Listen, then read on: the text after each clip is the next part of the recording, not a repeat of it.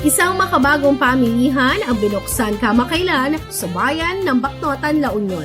Ang kauna-unahang modernong palengke sa Region 1 na may elevator, Wi-Fi access, pushcart at dekalidad na stainless market equipment. Ang proyektong ito ay hindi lamang nagpapakita ng pagunlad ng bayan kundi nagbibigay rin ng mas maayos, malinis at komportableng karanasan sa mga mamimili at vendors. May 3 palapag ang bagong pamilihan. Ang ground floor ay inilaan para sa wet market section kung saan matatagpuan ang mga tindahan ng isda, karne at gulay. Ang second floor naman ay para sa dry market section kung saan mabibili ang mga tuyo, bigas, damit at iba pang pangangailangan. Samantala, ang third floor ay may food court at event center na maaaring gamitin para sa mga espesyal na aktibidad ng komunidad. Ikinatuwa ng mga residente ang pagbubukas ng makabagong pamilihan na malaking tulong umano sa paghahanap buhay kung saan maginhawa ang mga ito sa pagbibenta. Pakiusap ng lokal na pamahalaan, panatiling malinis ang pamilihan hindi lamang para sa mga vendors maging sa mga mamimili.